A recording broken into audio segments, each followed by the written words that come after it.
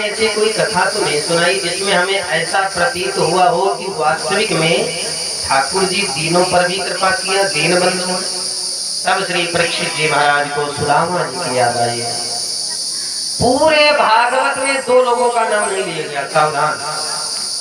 एक सुदामा जी का नाम कहीं स्पष्ट नहीं लिखा है भागवत में, और दूसरा नाम राधा रानी।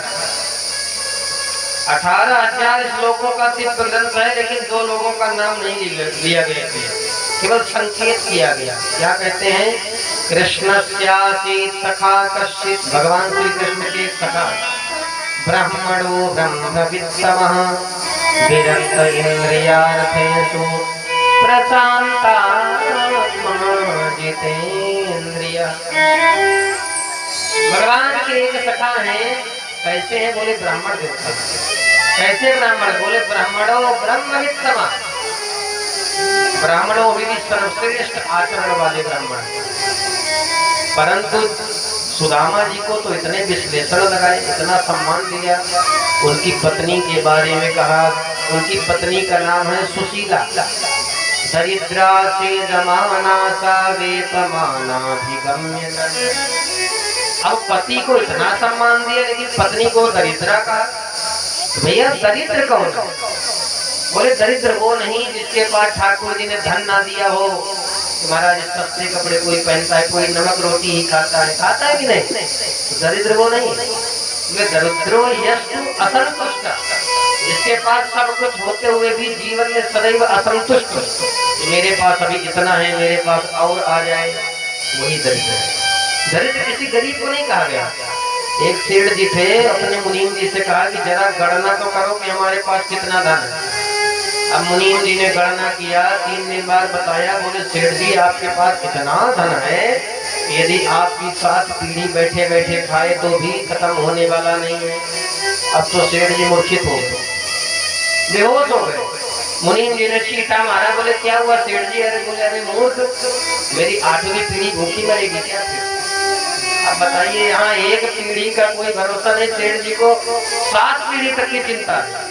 तो ऐसे लोगों को कहते हैं दरिद्र, जो अपना जीवन सुख में नहीं जी पाते, लेकिन अपने बच्चे नाती पोते के लिए दूर दूर तक का भविष्य देखते हैं। अरे भैया आप इतना जोड़ते जोड़ते मर जाएंगे, जब दूसरा जन्म हो जाएगा तो अपने ही नाती पोते से कहेंगे देख मैंने ही इस दीवार को बनाया था, भैया आपको छूने नहीं देगा। वो भाग यहाँ से, मेरा बाबा बनने आया है। अर्थात कोई पहचानता है क्या दूसरे जन्म में? तो भैया यही जन्म को सुधार लिया जाए।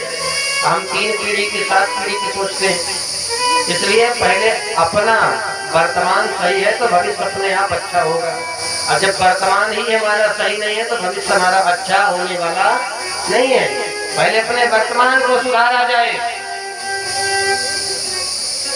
सुदामा जी महाराज ऐसे ब्राह्मण हैं कि 5 घर से भिक्षा मांगते हैं, यदि मिल गई तो ठीक है, नहीं तो भूखे सो जाते हैं। जो भी भिक्षा में थोड़ा सा कुछ भी दान में मिलता है तो पहले भोजन बना करके ठाकुर जी को भोग लगाते हैं। ये परंपरा है हमारे शास्त्र, हमारे सनातन धर्म में। क्योंकि दोष सब में होता है, अन्न में भी होता है। और तो और हमने ये भी देखा कि भैया किसी के घर में बिस्तर में सो जाओ तो बुरे बुरे स्वप्न आते हैं, किसी के यहाँ सो जाओ तो अच्छे स्वप्न आते हैं। बिस्तर में भी दोष होता है, अन्न में भी दोष होता है, भूमि में भी दोष होता है। श्रवण कुमार जब एक नगरी से निकलने लगे माता पिता को लेकर के, तो उनके मन में विचार है बताओ राम राम मैं अपना जीवन व्यर्थ कर रहा हूँ इन बूढ़े माता पिता के पीछे। जब उस भूमि से थोड़ा सा आगे बढ़े तो उन्हें याद आया कि राम राम मैंने ये क्या सोचा, अरे मेरे भगवान जैसे माता पिता, मैंने इनके बारे में इतना गलत सोचा। और तो और उस भूमि से जब राम जी निकलने लगे लक्ष्मण और जानकी के साथ, राम जी ने लक्ष्मण को एक बार कहा, वाल्मीकि रामायण में वर्णन है, लक्ष्मण जाओ भाभी के लिए पानी ले आओ, प्यासी है भाभी। बोले मैंने क्या तुम्हारा ठेका ले रखा है? अरे पत्नी तुम्हारी है, तुम पानी लाओ। लक्ष्मण जी ने राम जी को जवाब दे दिया, क्यों? भूमि दोष। और जब थोड़ा आगे बढ़े तो लक्ष्मण जी को इतना पश्चाताप हुआ कि भैया भाभी के चरणों में लौट गए कि मैंने ये क्या कह दिया। भैया कभी कभी भूमि दोष भी होता है, वहां जा करके मन आपका अशांत होने लगता है। कहीं कहीं भजन का प्रताप ऐसा होता है कि वहां बैठने मात्र से ही आपके मन को शांति महसूस होती है कि नहीं। सुदामा जी महाराज भगवान को भोग लगा करके भोजन पाठ में, भोग क्यों लगाना चाहिए ऐसे समझो, एक नगर में एक संत आए तो उस संत की सेवा के लिए एक सज्जन दिन रात बैठने लगे। पत्नी ने जब देखा कि ये मेरे स्वामी जी ना तो कोई व्यापार धंधा करते हैं, दिन रात ये संत की सेवा में लगे रहते हैं। एक दिन क्या किया, जब भोजन ले जाने लगे अपने घर से तो भोजन में विष मिला दिया कि ना रहेगा बांस ना बजेगी बांसुरी। अब जब पति लेकर के भोजन को चल दिया तो आज पत्नी को इतनी गिलानी हुई कि राम राम ये महात्मा ने मेरा क्या बिगाड़ा, मैंने ऐसा क्यों किया। दौड़ पड़ी पति के पीछे पीछे, लेकिन पति तो निकल गए। जैसे आई भागती भागती आश्रम और महात्मा जी ने शालिग्राम भगवान को निकाला, तुलसी का पत्ता छोड़ा, भोग लगाया। तदीयम वस्तु गोविंदम तुभ्यमेव समर्पये। अब भोग लगा करके जैसे पानी लगे तो दो जोर से आवाज आई, महाराज जी इस भोजन को बिल्कुल स्पर्श मत करना। क्यों? बोले महाराज बहुत बड़ी गलती हो गई, मैंने इस भोजन में विष मिला दिया। अब संत ने कहा भैया जो भोजन ठाकुर जी को भोग लग गया, और जब ठाकुर जी ने स्वीकार कर लिया तो भैया हम तो उनके दास है ना, अब जो होगा सब ठाकुर जी देख लेंगे। क्या किया संत ने, आपको विश्वास नहीं होगा, एक निवाला को संत ने अपने मुखारविंद से लेकर के जैसे उसको चबाना प्रारंभ किया कि धड़ाम से आवाज आई और जो शालिग्राम भगवान की शिला रखी थी कई टुकड़े उसके हो गए और शिला में विस्फोट हुआ और शिला धड़ाम से फूट गई। कहने का तात्पर्य क्या है, बोले ठाकुर जी ने अपने भक्त के सारे कष्ट को अपने ऊपर ले लिया, लेकिन भक्ति के ऊपर आंच नहीं आने दिया। ये भगवान की भक्ति है, भगवान पर अटूट श्रद्धा और विश्वास किया जाए। ये नहीं कि भैया आजकल मीडिया के जमाने के चक्कर में पड़ करके मन को ही बुद्धि को ही खराब कर दिया जाए। भगवान के श्री चरणों में जब विश्वास होगा तो विश्वासों फल आएगा, वही फल देगा, वही भक्ति हमारा कल्याण करेगी। तो सुदामा जी महाराज भगवान के बहुत अनंत भक्तों में से एक है। एक दिन भगवान ने सोचा भैया एक निवेदन करें कि जब हमारे पास धन दौलत होता है ना तो बहुत लोग अपने होते हैं, परंतु यदि धन दौलत ना हो तो अपने सगे भी छोड़ करके हमें चले जाते हैं कि नहीं। जब हमारे पास पैसा होता है ना तो बहुत लोग हमारे रिश्तेदार बन जाते हैं, बहुत हमारे मित्र बन जाते हैं, और जब भैया पैसा ना होना तो कोई अपना नहीं होता। कहते हैं बन जाते हैं हजारों रिश्ते जब पैसा पास होता है, और भैया बिगड़ जाते हैं गरीबी में वह रिश्ते जो सबसे खास होता है। यदि पैसा एक पुत्र नहीं कमा रहा है तो माता पिता के लिए पुत्र ही बोझ बन जाता है कि नहीं। धन बिन बाप कहे बेटा ही कपूत भाई, माता पिता भी कहते हैं भैया ये बेटा हमारा बहुत नालायक है, अरे ना तो कमाता है ना धमाता है। उस बेटा बहू की भी माता पिता इज्जत नहीं करते, सावधान जो पैसा नहीं कमाते। और भैया यदि पैसा ना हो तो भाई बंधु भी अपने भाई को ठोकर मारते हैं। धन बिन भाई कहे बंधु दुखदाई, ये भाई तो हमारा ठीक ही नहीं है। पैसा बिन नारी कहे निखट्टू के पाले पड़, भैया अपनी पत्नी भी अपने पति की सम्मान नहीं कर पाती जब पैसा नहीं कमाता पति, वो भी कहती है हाय राम मेरे कर्म फूट गए, कहती है कि नहीं। धन बिन सास कहे कहाँ को जवाई है, जो दामाद ससुराल में सबसे ज्यादा धन लुटाएगा उसी दामाद की इज्जत होती है ससुराल में। भैया जो दामाद मालदार रहेगा पैसे वाला रहेगा उसी दामाद की इज्जत होती है कि नहीं। सास भी कहती है भैया ये दामाद ज्यादा अच्छा है, ये दामाद कम अच्छा है। बोलो राधे राधे, होता है कि नहीं। धन बिन यार वास धन बिन भगनी पास, पैसा बिन देव नहीं करते सहाय। भैया यदि कोई मर जाए मुर्दा को भी आप अंतिम संस्कार करने कहीं बाहर जाए तो भैया पैसे के बिना मुर्दे को जलाने के लिए लकड़ी भी नहीं मिलती।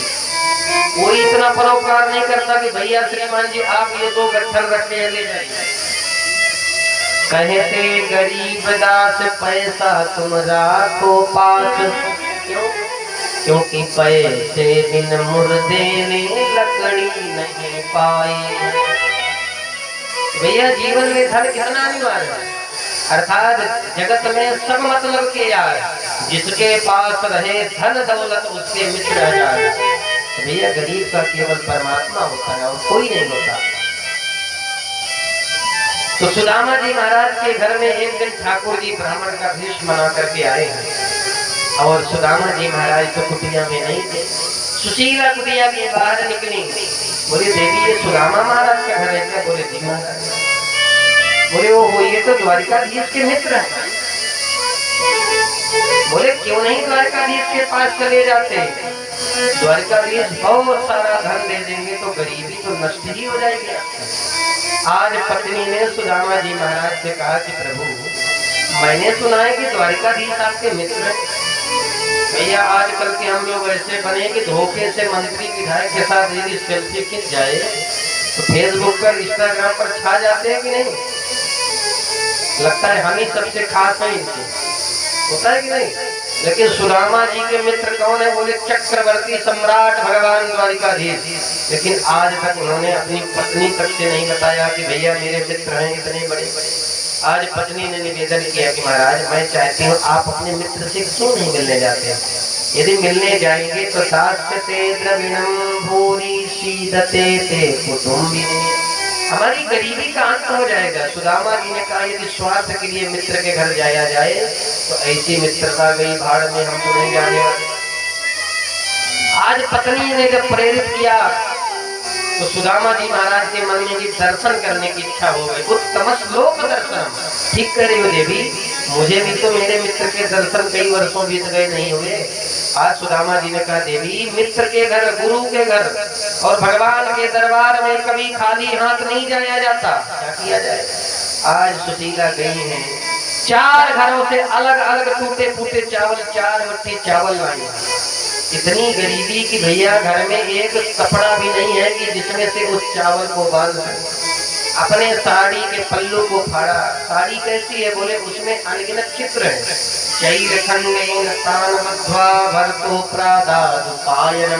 अपने साड़ी के कई भाग किए और उसी में पोटली बना करके दे दिया। बोले जब अपने मित्र से मिलना तो मेरा एक संदेशा कह देना। क्या? बोले एक मास दुई पाख दो एकादशी हो, मेरे घर गोपाल नित्य प्रतिदिन। अरे महाराज आपके भक्तगण तो महीने में 2 बार एकादशी का व्रत करते हैं, लेकिन द्वादशी को चकाचक माल भी तो छानते हैं, पारण करते हैं। लेकिन मेरे घर में तो रोज ही एकादशी का व्रत चल रहा है। अरे कभी मेरे घर में भी द्वादशी का पारण होगा कि नहीं? भैया पानी पी करके सो जाते हैं सुदामा जी के बच्चे, आंसू पी करके सो जाते हैं। बहुत थोड़े शब्दों में सुशीला मैया ने अपने मन की भावना को व्यक्त कर दिया। आज सुदामा जी चले हैं भगवान से मिलने। चले श्याम सुंदर से मिलने सुदामा, गाते चले मन में हरे कृष्ण राम। भगवान का एक नियम है, जो तू आवे एक पग मैं आऊं पग साथ। भगवान कहते तू मेरी तरफ एक बार कदम को बढ़ा करके तो देख। सुदामा जी चले हैं। सुदामा जी एक वृक्ष के नीचे सो गए। सुदामा जी जब सो गए तो ठाकुर जी ने सुदामा जी को नींद से ही उठा करके द्वारिका में रख दिया। सुदामा जी की जब नींद खुली भौचक्के से देखने लगे कि भैया ये मैं कहाँ आ गया। अब ठाकुर जी की लीला है भैया, कुछ भी कर सकते हैं। सुदामा जी एक द्वारपाल से पूछते हैं भैया यहाँ से द्वारिका नगरी कितनी दूर है? द्वारपाल कहता है अरे ब्राह्मण देवता आप तो द्वारिका में ही खड़े। वो हो ये द्वारिका, ये बता मेरा कन्हैया कहाँ मिलेगा? कन्हुआ। बोले ये कौन है कन्हुआ? बोले वो मेरे बचपन का मित्र है। यहाँ पर कुछ लोग सुदामा जी की झांकी बना करके भैया 2 द्वारपाल खड़े कर देते हैं। द्वारपाल सुदामा जी को धक्का मारते हैं, भगाते हैं। अरे भैया जो भगवान श्री कृष्ण त्रिलोकी नाथ है तो उनके सेवक इतने उद्दंड हो जाएंगे, एक संत और ब्राह्मण का इस प्रकार से अपमान करेंगे? भैया हम थोड़े से पैसे के लालच में हमने सुदामा जी की वो दुर्गति किया जिसके चरणों को स्वयं भगवान द्वारिकाधीश ने चरणोदक लिया, जिसका सम्मान स्वयं भगवान ने किया, वो भिखारी हो। सुदामा जी को एक पात्र दे दिया जाता है। सुदामा जी पूरे भक्तों के बीच में भिक्षा मांगते हैं। भैया सुदामा जी कोई भिखारी थे क्या? ऐसे ब्राह्मण देवता थे कि 5 घर भिक्षा मांगते थे, 5 में से 6वें घर नहीं जाते थे। यदि भिक्षा मिल गई तो ठीक है, नहीं 3 दिन तक सुदामा जी के घर में चूल्हा नहीं जलता था, लेकिन कभी पड़ोसी के पास नहीं जाते थे कि भैया मेरे घर में भोजन नहीं बना। ऐसे ब्राह्मण। और हमने क्या कर दिया, सुदामा जी को थोड़े धन के लालच में सजा करके पब्लिक के बीच में भेज करके भीख मंगवाते। लेकिन हम इसके पक्ष में नहीं है, बिल्कुल विरोध करते हैं। यहाँ पर भागवत में कहीं नहीं लिखा कि द्वारपालों ने सुदामा जी को धक्का मार करके भगाया है। अरे भैया, जो भगवान के दास हैं उनको इतना भी ज्ञान नहीं कि ब्राह्मणों का स्वागत किया जाता है। आज द्वारपाल ने कहा, श्रीमान जी आप समझ रहे हैं जिनका नाम ले रहे हैं? अरे बोले वो मेरे बचपन का मित्र है कन्हैया। बोले ऐसे नाम नहीं लिया जाता। बोले कैसे लिया जाए भैया? बोले श्री श्री 1008 गोपित्र प्रतिपालक श्री कृष्ण चंद्र जी महाराज। बोले भैया तूने तो बड़ो लंबो चौड़ो नाम बताए दियो कि नाम लेने में मेरी जीभ भी लटपटाने लगे। बोले वो मेरे बचपन के मित्र हैं। यहाँ पर द्वारपाल ने कहा, ब्राह्मण देवता ठहरिए, मैं आपके संदेशक को देकर के अभी आता। नरोत्तम दास जी ने जो लिखा है सुदामा चरित्र, तो भगवान द्वारपाल के पास, द्वारपाल जाता है भगवान के पास, परंतु जो भागवत जी में लिखा हुआ है, भागवत जी में ऐसा कहीं नहीं लिखा। सीधे सुदामा जी रुक्मणी के भवन में प्रविष्ट हो जाते हैं, सुदामा जी को कोई नहीं रोकता, ऐसा भागवत में लिखा है। लेकिन नरोत्तम दास जी ने बड़े सुंदर शब्दों में गाया है, सुनिए। आज द्वारपाल जाता है ठाकुर जी के पास, कहता है प्रभु इस सेवक को आपके दरबार की सेवकाई करते न जाने कितने वर्ष बीत गए, परंतु जो आज विभूति पधारी है बहुत अनुपम है, अद्भुत है, विलक्षण है। कौन है?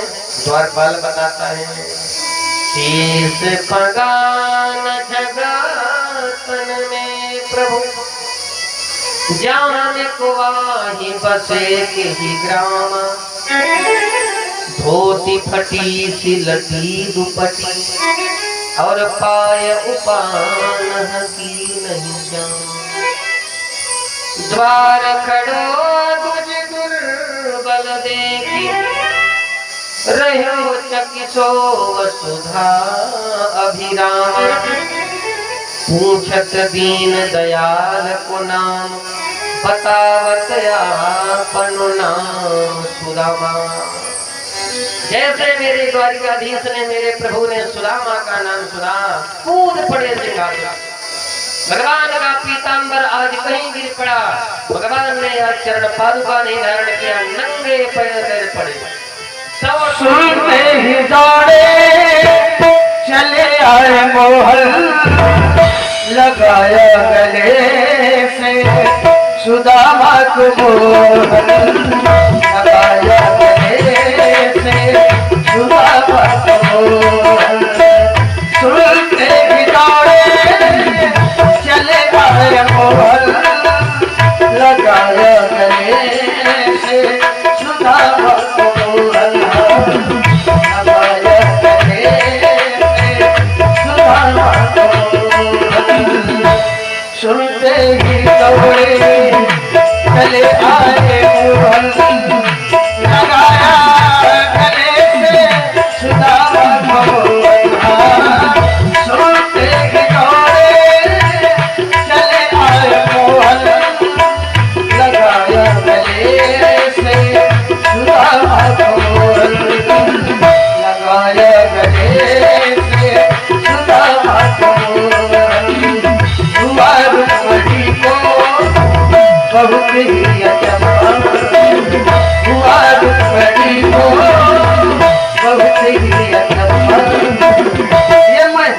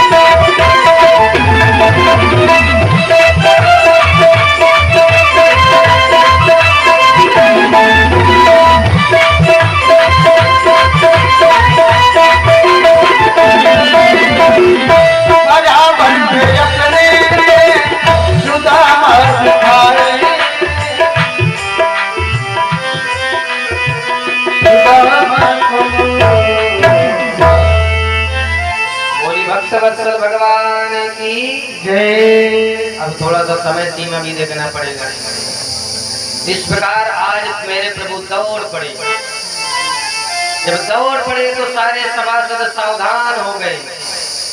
बोले आज निश्चित रूप से कोई महान विभूति पधारी है भाई, जिसकी अगवानी करने के लिए स्वयं ठाकुर जी दौड़े जा रहे हैं। अब तो महाराज सारे सभासद बिल्कुल सावधान हो गए, सावधान हो गए। आज मेरे प्रभु ने सुदामा जी को पुकारा है। सुदामा जी मन ही मन कल्पना कर रहे हैं कि कहाँ मैं दीन दुखी ब्राह्मण, कहाँ मैं गरीब ब्राह्मण, कहाँ वो राजाधिराज, मुझे कैसे पहचानेंगे, सबके सामने मेरा स्वागत कैसे करेंगे, कैसे मुझे पहचानी है कृष्ण चंद्र ब्रजराज, वे राजा महाराज हैं, मैं गरीब सरकार। अरे मैं तो दीन दीन ब्राह्मण हूँ, वो राजा महाराजा है। आज जैसे सुदामा जी महाराज लौटने लगे, द्वारिकाधीश ने आवाज लगाई, सुदामा सुदामा। आज मेरे सुदामा जी ने जैसे देखा है, एक दूसरे को दोनों मित्रों ने कई वर्षों के बाद देखा है, दौड़ पड़े एक दूसरे से मिलने के लिए, गले से लगा लिया। दोनों मित्रों के आंखों से अश्रुपात होने लगे। सुदामा जी महाराज संकोच कर रहे हैं कि मेरी हड्डी जैसा शरीर कहीं मेरे मित्र द्वारिकाधीश के शरीर में चोट ना पहुंचाए, संकोच कर रहे हैं, गले लगे। भगवान ने सुदामा जी को पकड़ करके अपने निज भवन में बैठाए और सुदामा जी के चरण धोने के लिए रानियों से कहा, जाओ मेरे मित्र के लिए जल लेकर के आओ। जैसे रुक्मणी मैया भागी जल लेने के लिए, भगवान सुदामा जी के चरणों के नीचे बैठ गए। जब बैठ गए चरणों के नीचे तो धीरे धीरे चरण दबाने लगे। देखे तो सुदामा जी के पैरों में बीमारी फटी है, अनगिनत कांटे चुभे हुए हैं, रक्त बह रहा है सुदामा जी के पैरों से। आज मेरे प्रभु ने देखा है, फूट फूट करके कन्हैया रो पड़े, अपने आप को रोक नहीं पाए और मित्र की दशा देख करके कन्हैया कहने लगे, ऐसे बेहाल बेवाइन सो पग कंटक जाग लगे पुनि जोए, हाय महा दुख पायो सखा तुम, आए इतने न कितने दिन को। देख सुदामा की दीन दशा, करुणा करके करुणा निधि रोए, पानी परा तो हाथ छूने, नयनन के जल सो पग धोए। जब तक रुक्मणी मैया पानी लेकर के आती है, तब तक भगवान द्वारिकाधीश के दोनों नैनों से गंगा जमुना प्रवाहित हो गई है। आज ठाकुर जी ने सुदामा जी के चरणों तक को लिया है, पान किया है और रुक्मणी से कहा, जाओ सुदामा जी के चरणों तक को पूरे घर में सिंचन कर दो। आज ठाकुर जी सुदामा जी के चरणों को धुल करके स्वयं पान किया और अपने ऊपर सिंचन करके कहते, आज मैं पवित्र हूं। तो क्या ठाकुर जी अभी तक अपवित्र थे क्या? बोले ब्राह्मण देवता का इतना मान किया ठाकुर जी ने। आनंद रामायण में वर्णन आता है, जिस प्रभु का नाम लेने से प्राणी पवित्र हो जाता है। आज ठाकुर जी सुदामा जी के चरणों तक को लेकर के अपने आप को कह रहे, आज मैं पवित्र हो गया। जासु नाम जपो एक ही बारा, जासु नाम जपो एक ही बारा, लोभे तरही भव सिंधु अपारा, लोभे तरही भव सिंधु अपारा, सो प्रभु जन पद रज सिर राखी, सो प्रभु जन पद रज सिर राखी, कहत पूता अपने मुख भाखी, कहत पूता अपने मन भाखी। या सुनाम जप ले कई बार, भगवान का एक बार नाम लेने से प्राणी पवित्र हो जाता है। वही भक्त प्रभु अपने भक्तों के चरण को धूल अपने माथे पर सजा करके अपने आप को पवित्र करते हैं। सोचिए, भगवान ने अपने से ज्यादा अपने भक्तों की महिमा को गाया है। भगवान कहते हैं, मैं भगतन को दास भगत मेरे मुकुटमणि। भगवान अपने भक्तों को अपने सिर में बैठा करके रखे। आज सुदामा जी संकोच कर रहे हैं। भगवान ने सुदामा जी को क्या किया, चरण दबाया तो रुक्मणी जी पंखा करने लगे। अब आप ही बताइए कि सुदामा जी को कौन गरीब कहेगा, दीनहीन ब्राह्मण। भैया, जिसके चरणों को साक्षात लक्ष्मी का पति आज पाद संवाहन कर रहा है और साक्षात लक्ष्मी चामर बिजनेन क्या चमर डुला रही हैं, तो भैया वो गरीब कैसे हो सकता है? उससे बड़ा सौभाग्यशाली कौन हो सकता है कि जिसकी सेवा आज लक्ष्मी नारायण कर रहे हैं। आनंद हो गया। आज सुदामा जी महाराज को अपने सैया पर भगवान ने सिलाया है। भगवान की निजी बेडरूम की सैया कैसी, बोले पया फेन निभे सैया, दूध का फेन समझते हैं, इतनी कोमल भगवान की सैया है। अब सुदामा जी बहुत चक्के जैसे देख रहे हैं, भैया क्या ठाठ है मेरे मित्र के भाई। आज सुदामा जी कुछ बोल नहीं पा रहे। भगवान ने कहा, ये बताओ मित्र, तुम्हारा विवाह हुआ कि नहीं? आपी ब्रह्मन गुरुकुला भारी ओढ़ा सदृशी नवा। अरे तुम्हारे समान कोई कन्या मिली तुम्हें, तुम्हारा विवाह हुआ कि नहीं? अब सुदामा मुस्कुराने लगे कि बड़ी भैया तो को और बात पूछने को नहीं मिली, सीधे विवाह पूछा। अरे बोले, तू बचपन में ज्यादा बाबा बैरागी वाली बात करता था, हमने सोचा बाबा ही तो नहीं बन गया। अब तो सुदामा जी ने कहा, भैया मेरा ब्याह हो गयो है, तेरी भाभी का नाम सुशीला है, जैसो काम वैसा उसका नाम। बोले, भाभी ने मेरे ताई कुछ भेजा होगा जरूर। अरे बोले, भैया हम गरीब लोगों के लिए क्या रखा है जो तेरे ताई हम भेंट के लिए कुछ लाए। भगवान ने चरण दबाना प्रारंभ कर दिया। सुदामा जी पोटली को दबाए हुए हैं। भगवान ने कहा, मित्र ये तुम्हारा हाथ तो टेढ़ा टेढ़ा दिख रहा है। सुदामा जी ने कहा, मित्र थोड़ा सा सफर ज्यादा लंबी हो गई, इसलिए थोड़ा तो दर्द हो ही जाए। अब तो भगवान ने कहा, मित्र हम फालतू में तुम्हारे चरण दबा दें, पहले तुम हाथ ही दबाएंगे। देख कन्हैया, खबरदार हाथ मत लगाना भाई। भगवान तो अंतर्यामी है, सब जानते हैं ठाकुर जी। ठाकुर जी ने सुदामा जी का हाथ जैसे ही बढ़ाया आगे, पोटली गिर गई धर्म से। ठाकुर जी ने उठा लिया पोटली।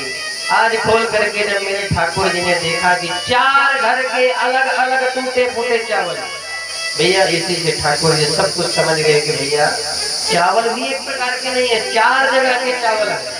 ठाकुर जी ने कहा, भाभी ने हमारे लिए इतना सुंदर अमृत भेजा और तुम उसे छुपा रहे हो।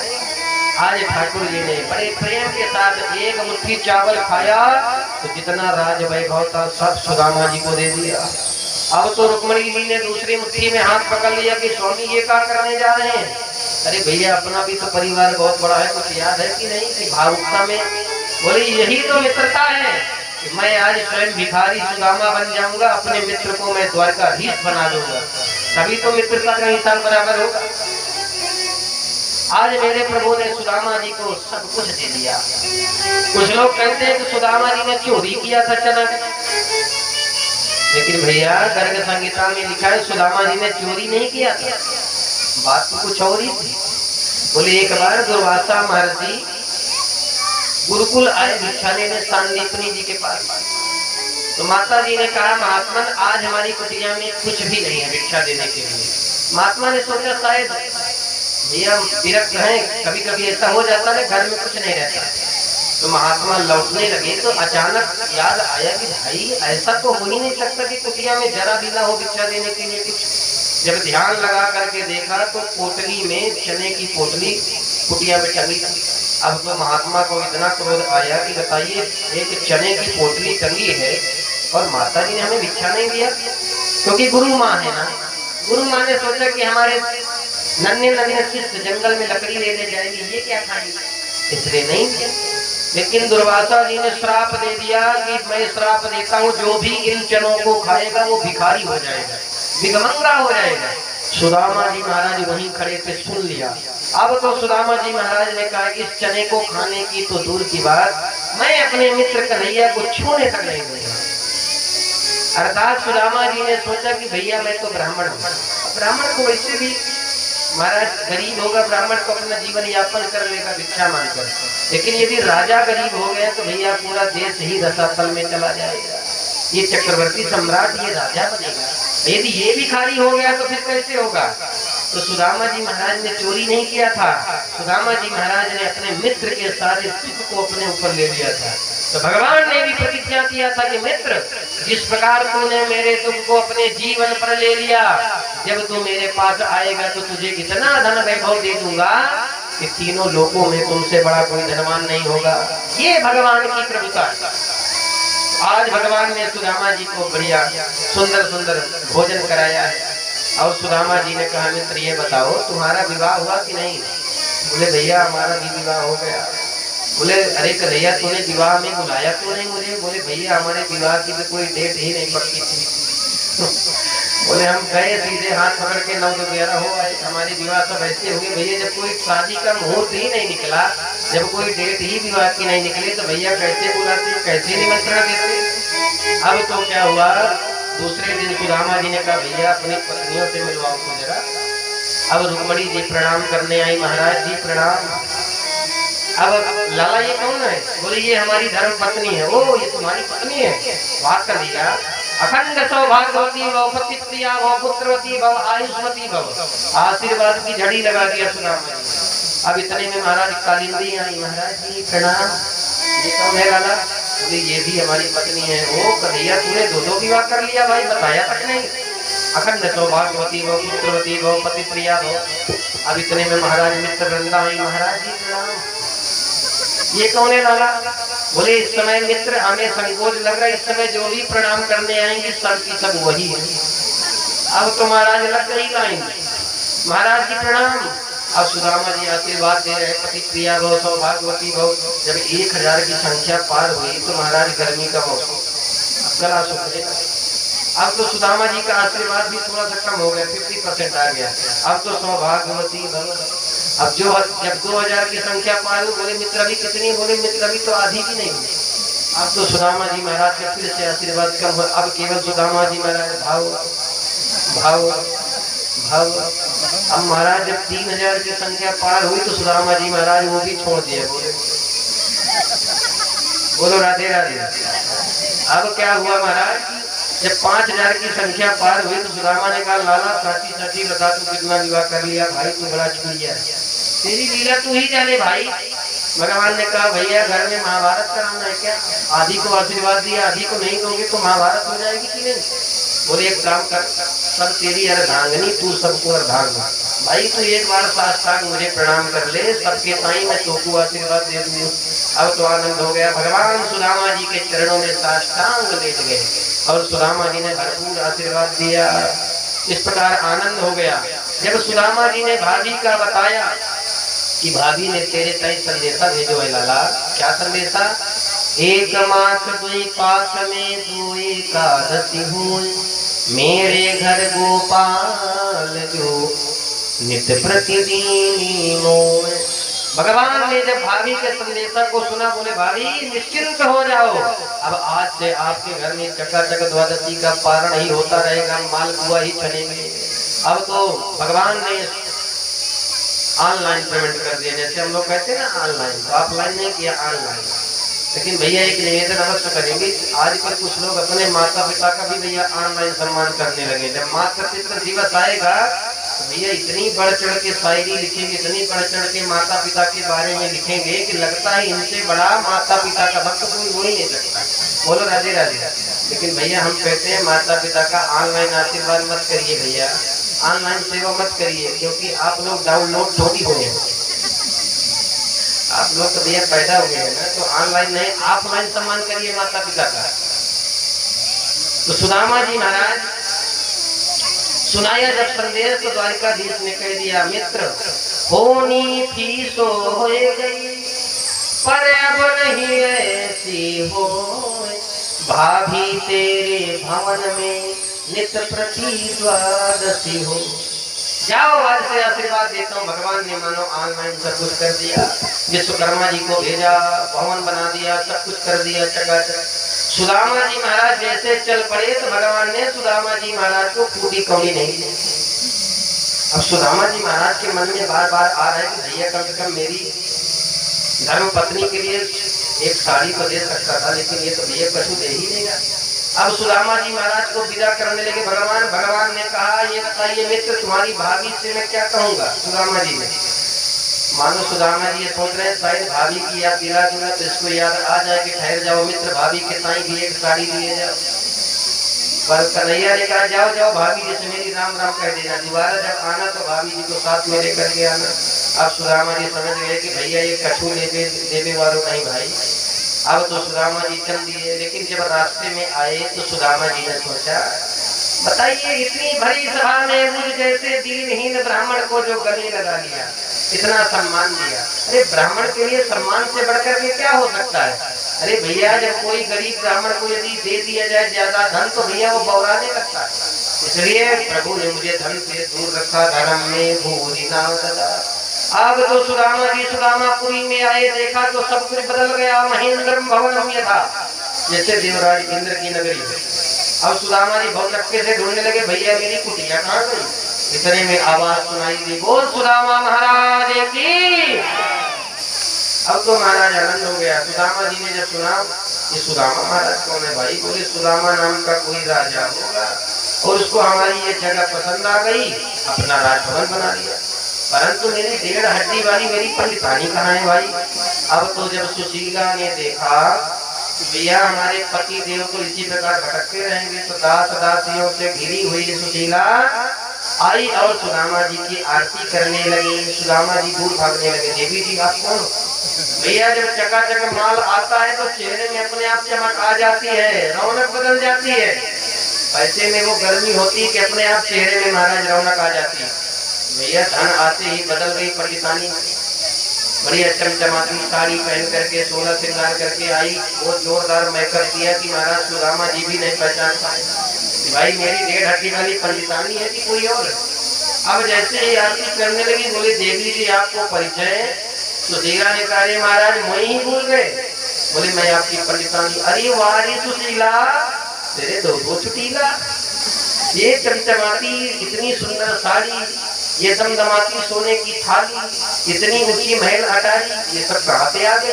अरे बोले प्रभु आपको पता नहीं, ये तो सब आपके मित्र द्वारकाधीश की कृपा का फल है। अब तो सुदामा जी ने द्वारकाधीश को प्रणाम करके कहा, धन्य है प्रभु, सचमुच आप घनश्याम हैं। भैया जिस प्रकार बादल भी कभी कभी बरस करके चले जाते हैं रात्रि में, हम लोग जान भी नहीं पाते, नींद में खर्राटे मार करके सोते हैं तो कभी कभी नहीं समझ पाते ना कब वर्षा हो गई। इसी प्रकार घनश्याम भी है, कब अपनी कृपा की वर्षा कर दे। इसलिए आइए 2 मिनट भगवान की शरण में आया जाए। सुदामा जी भगवान की अहर्निश कृपा का अनुभव करते हुए सुंदर जीवन को यापन कर रहे हैं। हम भी प्रभु से एक वरदान मांगे। अरे मांगा है मैंने प्रभु से,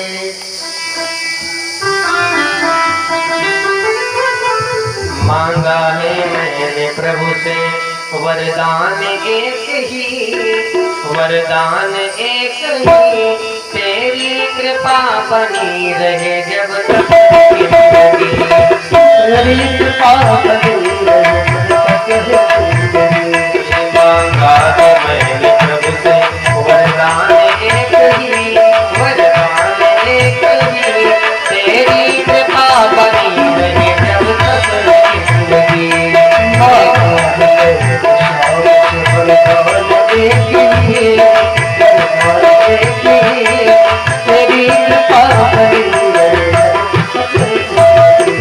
जिस पर प्रभु का हाथ था वो पार हो गया, जिस पर प्रभु का हाथ था वो पार हो गया, जो भी शरण में आया उद्धार हो गया, जो भी शरण में आया उद्धार हो गया, जो भी शरण में आया उद्धार हो गया, जो भी शरण में आया उद्धार हो गया।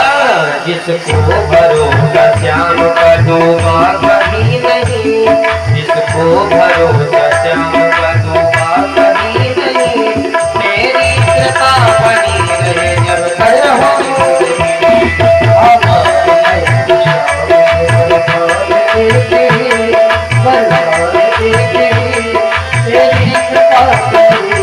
सभी लोग बड़े भाव से तालियां बजाते हैं।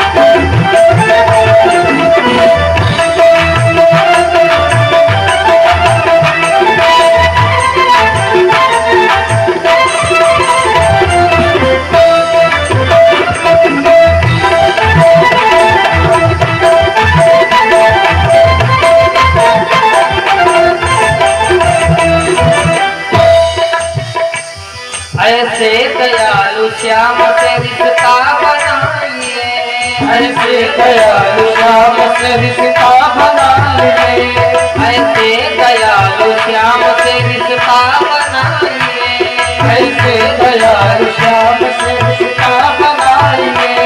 मिलता रहेगा आपको जो कुछ भी चाहिए, मिलता रहेगा आपको जो कुछ भी चाहिए, मिलता रहेगा आपको जो कुछ भी चाहिए, मिलता रहेगा आपको जो कुछ भी चाहिए। ऐसा कर बहू में ना हुआ कभी नहीं, ऐसा कर बहू में ना हुआ कभी नहीं, तेरी कृपा